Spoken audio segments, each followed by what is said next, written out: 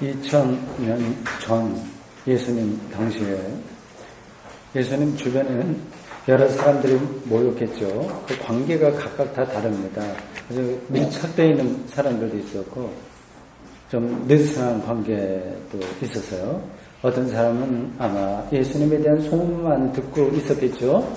나사렛 출신 목수의 아들 예수라고 하는 사람이 이런저런 아주 특별한 이야기를 전하고 그리고 그를 중심으로 해서 많은 새로운 사건들이 일어나더라는 소문 듣죠. 들었겠죠. 지금이야 매스미디어가 많이 발달해서 SNS까지 발달해서 금방 알았겠지만 옛날에 상당히 소문이 퍼지는 게 오래 걸렸을 겁니다. 그런 소문을 듣고 예수가 누군지 한번 만나보고 싶다 그렇게 생각하는 사람들도 있었겠죠. 그래서 멀찍이서 예수님을 본 사람도 있을 거고요. 그 중에는 또 특별히 개인적으로 찾아와서 맨투맨으로 예수를 직접 만난 사람도 있습니다. 그 중에서 아주 가깝게 간 사람도 있고요. 예수님을 반대한 사람도 있었습니다. 지금과 마찬가지죠. 예수에 대한 이야기를 이렇게 저렇게 여러 가지로 생각을 합니다. 아주 가깝게 갔던 사람들 중에는 제자가 된 사람들도 있어요. 제자 중에서도 조금 더 예수님에게 가까이 간 사람도 있었습니다. 오늘도 마찬가지로 이렇게 교회를 나온다고 해서 예수님과의 관계가 똑같지 않습니다. 방관자도 가능해요. 겉으로 표시 나지 않지만 자기 영혼 속에 그 예수님과의 관계가 그런 상태로 있을 수 있어요. 그래서 좀 호감을 느끼는 사람들 있을 거고요. 예수님 사건에 대해서. 그리고 제자로 살려고 노심초사 분발하는 그런 사람들도 있습니다. 2000년 전과 지금과 다를 게 없는 거예요. 여러분들의 입장은 지금 어떻습니까? 현대 기독교인들이 교회에 나오는 사람들을 이제 말하는 겁니다. 예수의 제자로 산다고 하는 것은 실감하기가 어렵습니다. 일상의 과잉이라고 할 수 있어요. 거기에 파묻혀 있기 때문에 그렇습니다. 오늘 설교 본문의 바로 앞구절인 누가복음 14장 15절에서 24절에는 그 유명한 잔치의 비유가 나와요. 지난주에 설교에다 잠깐 제가 짚고 넘어간 부분입니다. 어떤 사람이 잔치를 베풀고 초청을 사람들이 했어요. 세 종류의 사람들이 있습니다. 그래서 잔치 그 순간에 이제 종을 보내서 그 사람들을 데려오려고 했어요. 각자가 핑계를 대고 정중하게 거절을 했습니다. 한 사람은 얼마 전에 구입한 밭을 내가 가서 살펴봐야 되니까 좀 양해해달라 이렇게 넘어갔고, 둘째 사람은 내가 서로 10마리 사는데 이건 내 전체 재산이다. 이 친구들이 이 소가 건강한지 그리고 밭 일을 잘하는지 시험해 봐야 되겠다. 그러니 제발 요번만은 잔치에 못 가니 양해해달라고 했고, 세 번째 사람은 결혼했으니까 내가 시간이 없다. 그렇게 대충 얘기를 했습니다. 그러니까 그 사람들이 비인격적이거나 불성실한 사람들이 아니고요. 일부러 초청을 거부한 것도 아닙니다. 자기 일상이 정말 많이 있었던 급한 거예요. 그렇게 일상에 매몰됨으로써 그것 너머의 잔치를 현실로 느끼지 못하는 것뿐입니다. 오늘날 예수의 제자로 산다고 하는 사실을 현실로 느끼지 못하는 것하고 비슷합니다. 이거하고는 좀 다른 관점에서 이것을 오해하는 사람들도 좀 있긴 있어요. 예수의 제자로 산다고 하는 것은 목사가 되든지 선교사가 되든지 전도자가 되는 거라고 생각하는 사람들도 있습니다. 이렇게 생각하는 사람들도 역시 제자의 삶에서는 소외되는 거예요. 이건 내게 아니다. 적당하게 한 자락 이렇게 깔고 생각하니까 제자와 제자의 삶과는 관계가 없는 태도를 보일 수밖에 없습니다. 예수님은 잔치의 비유를 말씀하신 다음에 사람들에게 제자됨이 뭐냐에 대해서 얘기하는 거예요. 제자의 정체성에 대한 겁니다. 이러하면 내 제자가 될 수 없다고 얘기를 하셨어요. 비유적으로 설명한 겁니다. 이 내용이 과격해요. 그래서 이걸 읽는 사람들의 마음을 불편하게 합니다.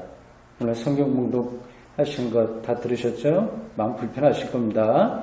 아니면 이건 나하고 상관없는 얘기야 이렇게 스쳐 지나갈 수도 있습니다. 26절에 이렇습니다. 내게 오는 자가 자기 부모와 처자와 형제와 자매와 더욱이 자기 목숨까지 미워하지 않으면 능히 내 제자가 되지 못한다 했습니다. 이 문장에 열거된 사람들은 우리가 이 세상을 살면서 맺는 가장 가까운 관계, 인간관계에 해당되는 사람들이에요. 이런 관계는 가족관계죠. 이런 관계는 본능적으로 주어진 것이기 때문에 아무도 거부할 수 없습니다. 이건 하라 마라 할 거 없이 가장 가깝게 우리가 느끼고 사는 거예요. 그래서 삶의 행복도 거기서 느끼죠. 이들 미워하라고 하는 것은 출륜을 거부하라는 거하고 똑같아서 아예 사실 말이 되지 않는 겁니다. 그리고 예수님은 평소에 원수를 사랑하라고까지 말씀하셨잖아요. 그리고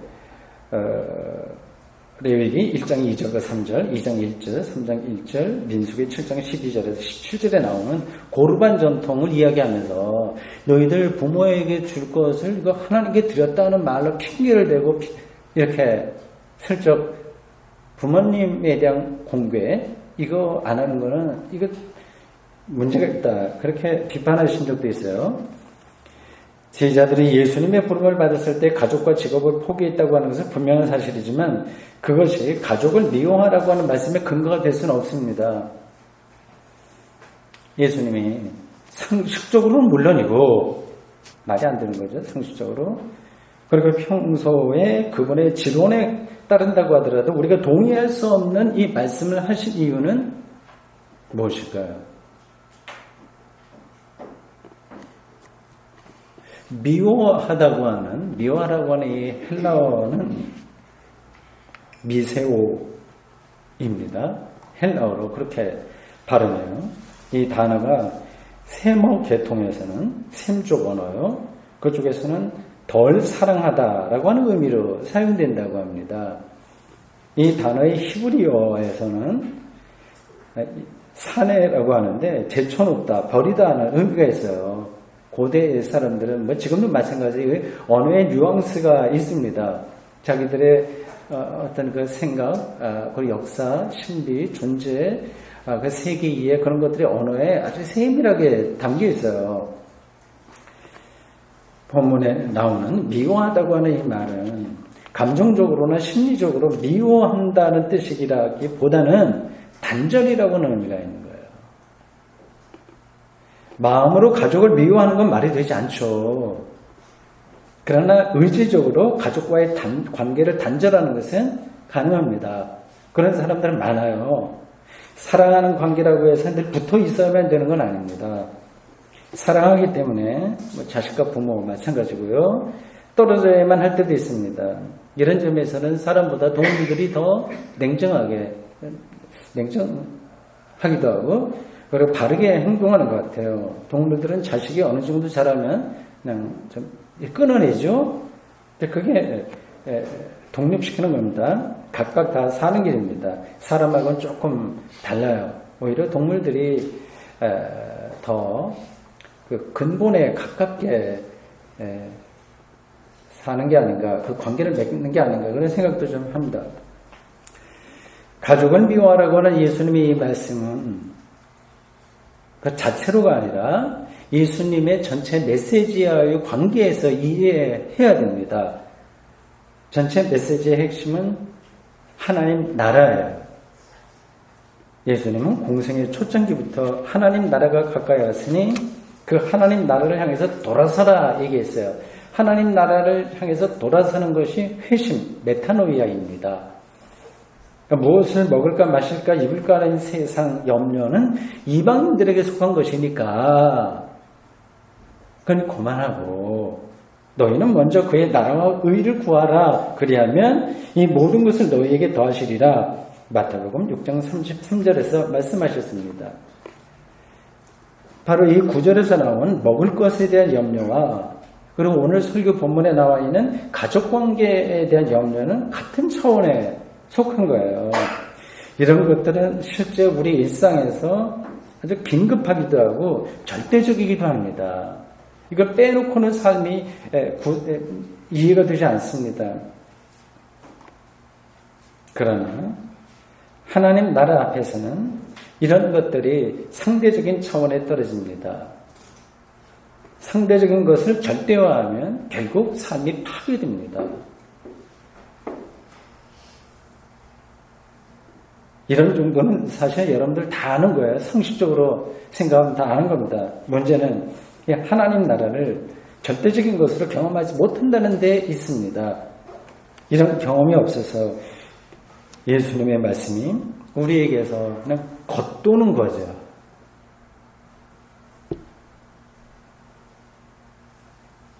하나님 나라가 왜 절대적인 것인지를 제가 이 시간 길게 설명할 필요는 없을 겁니다. 성경 어디를 피든지 다 그게 나오고 있고 그걸 암시하고 있고 그걸 배경에 깔고 있는 이야기예요. 그게 무엇인지를 실감하지 못하는 분들을 위해서 간단히 한 가지만 말씀드리면 다음과 같습니다. 성경은 하나님이 세상을 창조했다고 얘기합니다. 엄청난 사실이에요. 창조를 빅뱅이라고 하는 물리학 용어로 바꿔서 생각해 보십시오. 138억 년 전에 일어났던 빅뱅을 일으킨 존재가 바로 하나님이라고 한다면 그분을 절대적인 존재라고 말할 수 있겠죠. 실감할 수 있겠죠. 그게 너무 먼 이야기라고 한다면 지금 우리 가까이 있는 모든 사물들, 성경책이나 mp3나 모든 것들의 구조를 생각해 보십시오. 모든 사물들은 다 원소로 구성되어 있어요. 원소입니다. 사람의 몸이나 나무의 몸 사이에는 본질적으로 아무런 차이가 없어요. 우리 속에 있는 인이라든지 나무에 있는 인은 똑같습니다. 우라늄도 똑같이 다 들어있습니다. 구성 요소는 똑같지만 이 물리적으로 우리가 알지 못하는 과정을 통해서 각종 생명체가 다른 모습으로 살아갑니다. 절대적인 거죠. 조금 가깝게 사람들의 운명을 좀 생각해 보십시오. 어떤 사람은 대한민국에서 태어나고 어떤 사람들은 지금 난민과 그 내전 때문에 힘들어하고 있는 시리아에서 태어나고 어떤 이들은 같은 내전과 그리고 오랫동안의 궁핍한 것 때문에 힘들어하는 아프리카 수단에서 태어나서 살고 있습니다. 그들이 각자 그 나라를 선택한 게 아니라 그렇게 태어나서 각자 살아가고 있습니다. 무슨 말인가요? 이 세상의 모든 것들은 빅뱅부터 시작해서 원소와 그리고 우리가 태어나는 모든 인생에 이르기까지 근본적으로 비밀이라고 하는 겁니다. 그 비밀은 절대적인 겁니다. 그 비밀을 절대적인 거로 경험해야 하나님 경험이 가능한 거예요. 그렇지 않으면 하나님을 오픈 상수처럼 생각합니다. 산신령처럼 생각하게 됩니다. 그 절대적인 비밀이 곧 하나님입니다.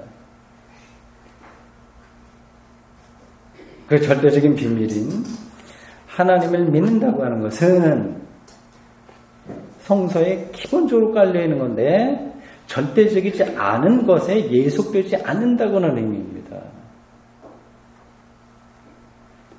이런 결단을 강렬한 표현으로 그리고 일상적인 용어로 바꾸면 가족을 미워해라. 그 말입니다.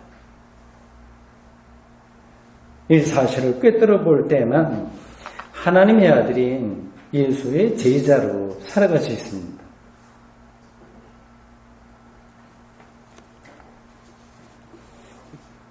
이러한 설명을 듣고 예수의 제자로 사는 게 조금 어렵다.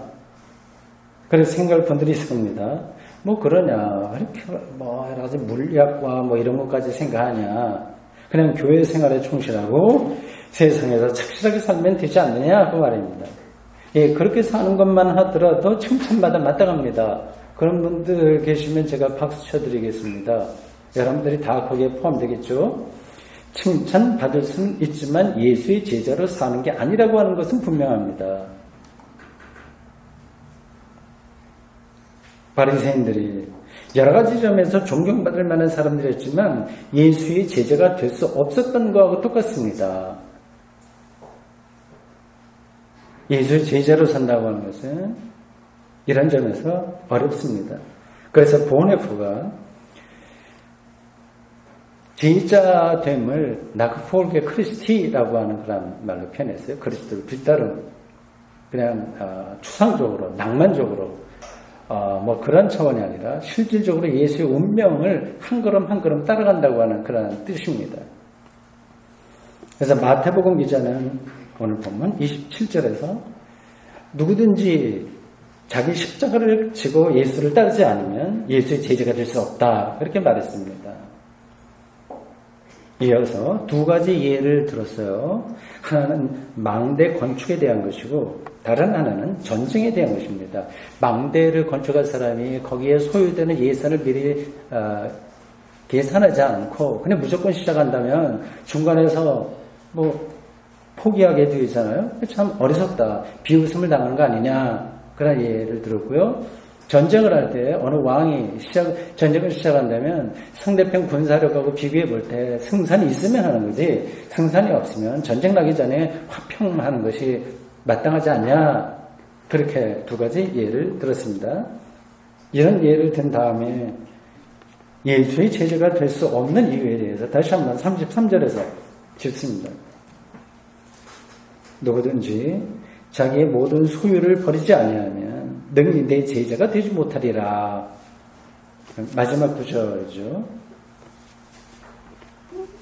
소유를 버리라고 하는 그런 말씀은 우리가 복음서에서 종종 들었습니다. 예수님은 어떻게 해야 영생을 얻느냐 하고 하는 질문한 부자에게 모든 재산을 팔아서 가난한 사람에게 나눠주고 너는 나를 따르라, 이렇게 말씀하신 적이 있습니다. 누가복음 18장 22절입니다. 소유를 버리라고 하는 이 말씀은 우리가 경험하고 있는 그 일상생활의 작동 원리에서 벗어난 가르침이에요. 그래서 불편한 거예요.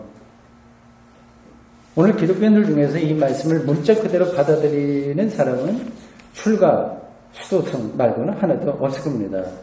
실제로 기독교인의 삶을 철저하게 무소유, 철저한 금욕에서만 가능하다고 말할 수도 없습니다. 이 소유가 없으면 생존 자체가 불가능하기 때문입니다. 이 말씀도 앞에서 가족에 대해서 하신 말씀과 같은 의미예요. 각각의 소중한 것들을 그 위치에 놓으라고 하는 겁니다. 가족을 실제로 미워하는 게 아니듯이 소유 자체를 부정하라고 하는 것이 아니라 예수님이 세상살이의 기본적인 이치도 모르고 그냥 이상에만 빠진 분이 아닙니다. 소유 자체를 부정하라고 하는 것이 아니라 절대적인 세계 앞에서 소유를 그 위치에 맞도록, 상대적인 위치인 거죠. 거기 그렇게 여기고 살아라고 하는 겁니다. 그걸 강조하는 뜻으로 소유를 버리지 않으면 내 제자가 될 수 없다, 이렇게 말씀하신 거죠. 이 문제를 좀 더 솔직하게 생각해 봅시다. 기독교인들 중에서 소유를 절대적인 것으로 여기는 사람은 최소한도 없겠죠. 기본적으로. 또한 소유로부터 완전히 자유롭게 사는 사람들도 많지 않을 겁니다. 저도 그렇지 못합니다. 거기에는 각각의 차이가 있을 거예요. 거기에 아주 매몰되어 있는 사람들도 있을 거고요. 기독교인들 중에서도 조금씩 거리가 있어서 다른 것에 영혼의 중심에 무게를 두고 사는 사람들도 있을 겁니다. 이건 억지로 노력해서 되지가 않습니다. 해보세요. 되든가요? 안 되죠? 이게 해결되지 않으니 대충 양다리를 걸쳐놓고 살아가라고 제가 말씀드리고 싶지도 않습니다. 재물과 하나님을 겸해서 섬길 수 없다는 예수님의 말씀, 누가복음 16장 13절에서 보듯이 대충 엉거주춤한 상태로 기독교 신앙을 유지할 수는 없습니다. 여러분은 아마 이미 어느 한쪽으로 쏠려 있을 겁니다. 세상이 우리를 그렇게 강요하기도 하고 유혹하기도 합니다. 그래서 기독교인들은 이 소유 문제를 그냥 대대로 대라, 뭐 어떻게 이제 해결이 안 되니까 그런 식으로 넘어가든지, 아니면 내가 왜 이렇게 소유와 재물에 집착하고 있는 걸까, 그렇게 자책하기도 합니다. 여기서 분명하게 알아야 될 사실은 예수님은 우리에게 참된 쉼과 자유를 주시는 분이지 왜 그렇게 못해서 닥달 하는 분이 아니라고 하는 겁니다. 그런데 왜 그렇게 오해될 수 있는 말씀을 본문에서 하신 걸까요? 소유 버려라. 그렇지 않으면 제자 못해. 이렇게 말씀하신 걸까요? 되지도 않는 그런 말씀을 하신 걸까요? 대답을 여러분들이 대충 알고 계실 겁니다. 며칠 전 제가 오늘 여기 예배 앞자리 와서 앉아있는 둘째 딸을 테니스장에서 일부러 만났습니다. 그날 며칠 전에 목요일인가 그랬습니다. 보통 딸이 저보다 30분 일찍 가서 테니스 코치에게 레슨을 받아요. 그래서 저는 조금 뒤에 가서 동호회원들하고 게임을 합니다. 저는 평생 동안 테니스를 쳤기 때문에 지금 레슨 그런 것들은 받지 않아도 됩니다. 지난 1년 동안 이 딸은 테니스 레슨을 받았는데 제가 보기에 별로 실력이 늘지 않습니다. 누구를 닮아서 그랬는지 모르겠어요. 그래서 이번에 작심하고 내가 개인적으로 코치에게 레슨 받기 전 30분 동안 개인적으로 랠리 연습, 테니스 치시는 분들은 랠리가 뭔지 아시죠? 양쪽에 서서 이렇게 주고받고 하는 그런 연습입니다. 시켜주려고 그렇게 생각을 하고 첫 번 했고 일주일에 2번 정도 제가 이렇게 할 생각입니다. 테니스는 다른 운동에 비해서 배우기 힘들어요. 꾸준하게 레슨을 받고 개인 연습도 해야 됩니다. 꾸준하게 연습을 하다 보면 어느 순간에 게임을 할 수 있는 그런 경지에 이르게 됩니다. 그 레슨과 연습의 어려움을 감수하는 이유는 이 테니스가 주는 기쁨을 기대하기 때문이에요. 그런 기쁨이 없다면 돈을 준다고 해도 누가 레슨을 받겠습니까? 아주 지루한 훈련인데요.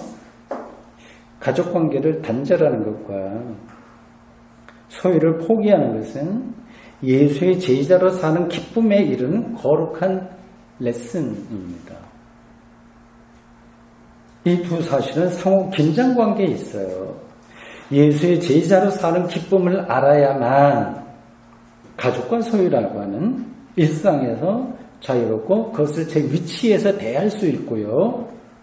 그 일상의 과잉으로부터 벗어나야만 제자로서의 기쁨 안으로 천천히 들어갈 수 있습니다. 여기서 우선권은 당연히 전자, 예수의 제자로 산다는 사실에 대한 기쁨을 아는 것입니다. 그 기쁨이 구체적으로 무엇일까요? 예수 믿고 난 정말 기뻐. 그렇게 그런 경험들, 예수 영접의 경험, 그런 것들은 다 있으실 겁니다. 조금 더 그런 것들 지나가면 매너리즘에 떨어져서 이거 별로 이렇게 다가오진 않을 겁니다. 그게 뭔지를 더 생각해 보십시오. 저는 이렇게 대답하겠습니다. 세상에 절대적인 비밀인 하나님의 생명에 참여하는 것입니다. 우리가 세상에서 소중하다고 여기는 그 어떤 것으로도 이 생명에 참여할 수는 없습니다.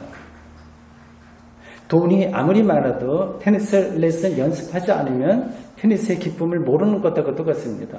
되지 않습니다. 돈과 인간관계와 건강으로도 되지 않습니다. 그래서 예수님은 26절에서 자기 목숨까지 미워하지 않으면 이라고 말씀하신 거예요. 굉장히 과격하게 말씀하셨어요. 신약성경은 예수 그리스도를 통해서만 하나님의 생명에 참여할 수 있다고 누누이 강조하고 있습니다. 그것이 바로 부활 생명이에요. 만약 이런 말씀을 확실하게 알고 믿을 수만 있다면 그 사람은 하나님의 생명에 참여한 것입니다.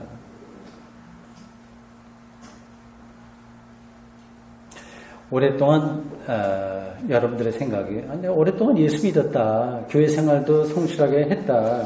그런데 하나님의 생명에 참여했다고 하는 것을 이렇게 절감하기가 조금 힘들더라. 그리고 주변에서 같이 믿는 사람들을 봐도 별로 그런 사람들 눈에 띄지 않더라. 이렇게 생각하는 분들이 있을 겁니다. 그러니까 하나님이 생명에 참여한다는 말을, 이건 구원받았다고 하는 뜻인데, 의롭다고 인정받았다고 하는 것인데, 그건 약속이고 희망이고 기다림인데, 그런 것들을 공허하게 받아들인다고 하는 겁니다. 실질적인 것을 이해가 안 되는 거예요.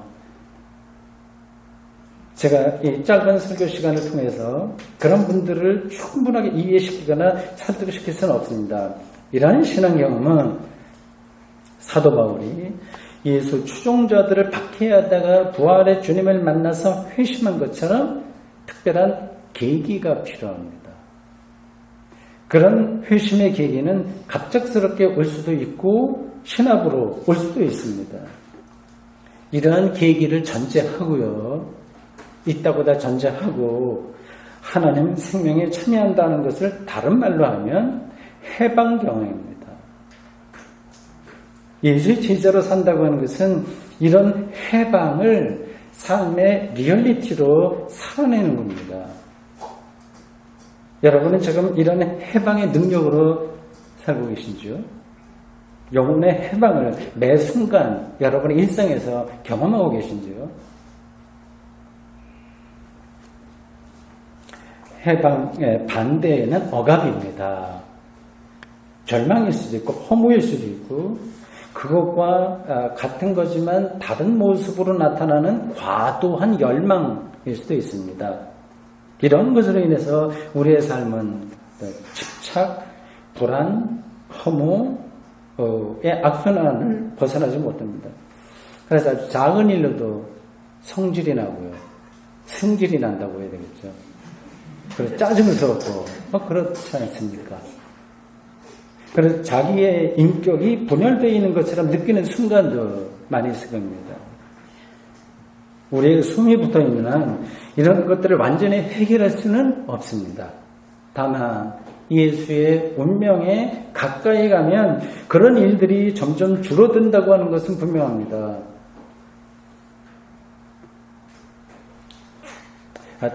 태양에 우리가 가까이 가면 다른 것들이 점점 안 보이고 빛에 휩싸이는 것과 비슷합니다. 그래서 신앙의 내공이 실제로 깊어진다면 여러분들의 살아있는 동안에 이미 영원한 생명을 누릴 수 있습니다. 어른이 되면 소꿉놀이 때의 유치한 생각과 행동들이 자연스럽게 줄어들잖아요. 누가 말하지 않아도요. 그리고 테니스 실력이 늘면 힘 주지 않고 힘 들이지 않고 공을 잘 다룰 수 있는 것과 같습니다. 여러분들은 다 이런 신앙의 경지를 원하시죠? 근데 노력하지는 않으시죠? 구도자처럼 예수의 운명에 가까이 가려고 노력하는 사람들이 있습니다. 목사라고 해서 다 그렇게 되는 건 아니고요. 일반 신자 얼마든지 가능합니다. 이런 사람들은 삶에 대한 생각이 완전히 달라지는 것을 느낄 겁니다. 그게 어떻게 가능하냐? 한 가지만 예를 들면 이렇습니다. 예수의 십자가 죽음이에요. 그것은 하나님으로부터 버림받았다는 절망적인 상황에 떨어진 겁니다. 지금 여기 설교를 듣는 사람들 중에는 예수보다 더 참혹한 운명에 떨어진 사람은 하나도 없을 겁니다. 그런데도 삶이 몸이 건조하다고 느낄 때 많죠? 죽겠다는 생각을 자주 하죠? 하나님은 바로 그 예수를 죽은 자들 가운데서 살리셨습니다. 이 사실을 실질적으로 알고 믿는다면 죄와 죽음으로부터의 해방이 무엇인지 알게 될 것입니다. 해방의 능력에 사로잡힐 겁니다. 이 해방은 자신의 초월을 가리키는 거예요. 그래서 가장 가까운 인간관계와 소유에 대한 생각이 새로운 차원으로 달라지게 됩니다. 이것이 바로 예수의 제자로 살아가는 사람들에게 여러분들에게 나타나기를 바라지만 나타나는 삶의 능력입니다. 아멘. 주님, 오늘 저희들 2000년 전 예수님께서 제자들에게 주신 그런 제자로 산다고 하는 사실, 그 제자됨의 정체성에 대한 말씀을 드렸습니다. 이렇게 우리가 때로 힘들고 때로는 즐겁고 하는 인생살이를 살아가고 있는데요. 우리의 생명이 어디서 완성되는지를 좀 더 진지하게 생각하며 살아가도록 도와주십시오. 예수의 운명과 일치되는 삶이 바로 우리 생명의 완성임을 믿습니다. 우리의 약함을 도우시며 예수님의 운명에 한 발 한 발 더 가까이 가도록 도와주십시오. 예수님의 이름으로 기도합니다. 아멘.